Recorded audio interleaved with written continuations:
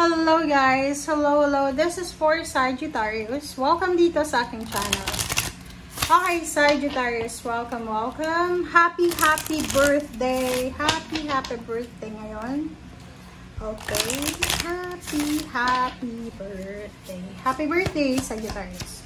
Okay, so tingnan natin kung anong messages, vibration, gabay, energy, para sa inyong lahat.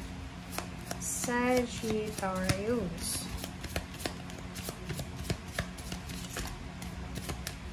Okay. How are you, Sagittarius? Kumusta kayo dyan? Please comment down below. Kumusta ang buhay-buhay? Wow! Morning! The world awaits you. Wow! So, may naghihintay sa'yo, Sagittarius, na celebration, good news, stability, balance, and there's coming more. Marami pang darating sa'yo. Okay? Sinasabi ng bara sa'yo dito na may mga Sagittarius na posibleng may blessings. There's a blessings. There's a new beginnings coming. Mirror. Sinasabi ng bara sa'yo na sa linggong ito, kailangan mo daw na alagaan ang sarili mo. Kailangan mong i-prioritize yung self-love, self-care. And sa linggong ito, kailangan mo daw na unahin ang sarili mo. Ibig sabihin, kailangan natin itrato ng tama ang sarili natin. Baka nasobrahan ka na ng kain, ng tulog, ng bisyo, ng internet, ganyan. Nasobrahan ka sa gastos, or nasobrahan ka na sa kakatipid. So, sinasabi ng baraha, kailangan natin ng balance. Okay? Lalo na sa katawan, wag mo daw na abusuhin ang katawan mo. Wag kang trabaho ng trabaho na hindi ka nagpapahinga. Okay, Sagittarius. Okay. This is Fiona from Archangel Fiona. Now that you've asked the angels for help, be open to receiving divine guidance and assistance. You deserve heaven's help. Okay. So, yun. So, ngayon daw, Sagittarius, na kailangan mo ng tulong.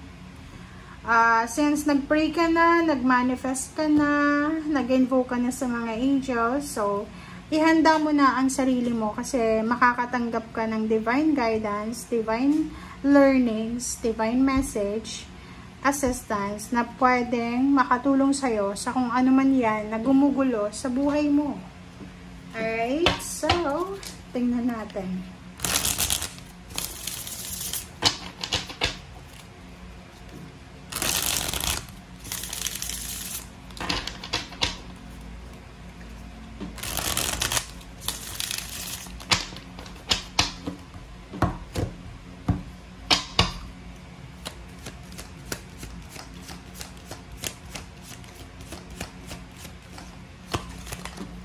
Alright, reverse na 4 of Swords. Kulang ka sa tulog, oh. Kulang ka sa pahinga. So, maybe this week, okay, careful ha. You need to be careful. Kasi,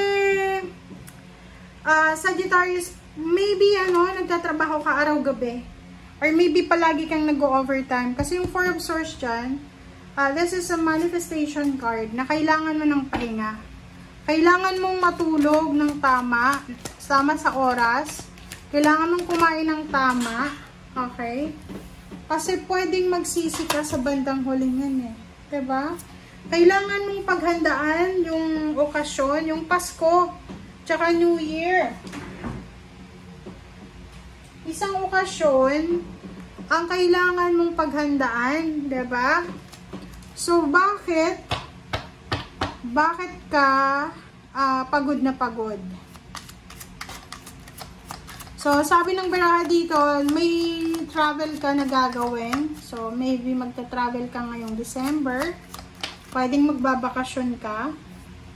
Or maybe, may pupuntahan ka. Yung 8 of Cups na to, sinasabi ng baraha sa'yo na siguro trabaho ka ng trabaho ngayong linggo kasi nag-file ka ng vacation sa Pasko, 2 linggo.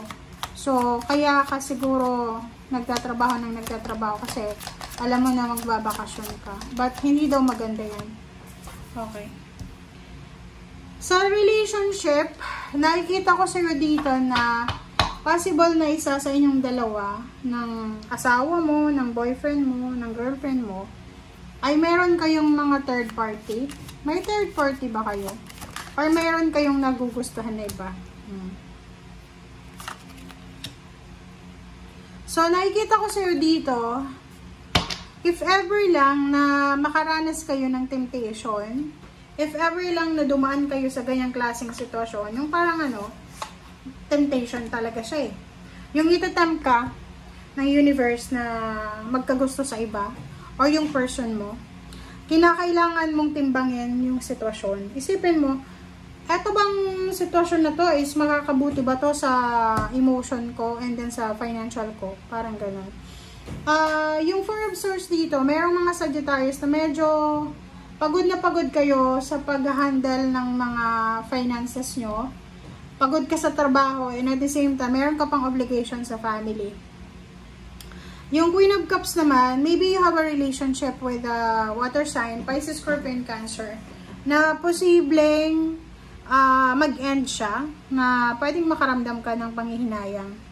Nakikita ko, you will travel with Scorpio, or maybe magta-travel ka to meet Scorpio. Parang long distance relationship sila. Diba? 8 of Cups and 6 of... mag-iingat ka, Sagittarius, mag-iingat ka. If you are single, looking for a relationship, and sa linggong ito, ay maybe may mga tao dyan na akala mo may gusto sila sa'yo. Parang ganun. Mag-iingat ka kasi possible na yung mga taong yan ay hindi naman sincere sa plano nila or sa gagawin nila. So, ingat-ingat tayo sa pagtitiwala. Wag agad-agad magtitiwala, guys. Okay? Ang last thing dito, pag kailangan mo ng tulong, humingi ka ng tulong. Wag mong sarilinin ang lahat. Wag mong pasanin. Ayun, yung sinasabi ng bara sa'yo. Wag mong pasanin lahat ng obligations or duties and responsibilities, lalo na sa loob ng pamilya. Wag mo rin na i-tolerate, okay? Wag mo rin i-tolerate yung mga temptation na yan. Like yung mga tao na yan na parang gusto kang i-tempt na, like yung mga barkada, diba? Yung mga barkada mo, iti-tempt ka na magkaroon ng boyfriend or girlfriend, yung iba, kailangan yung iwasan yung mga taong yan. Alright? And, yun, etong Four of Swords na reverse, resonated siya dito, na sinasabi na, napaka-importante na sa linggong ito, bantayan mo yung katawan mo. Kasi, katawang lupa yan, guys, eh. Diba? So, kailangan na bantayan, alagaan, magpahinga. Thank you, guys. Bye!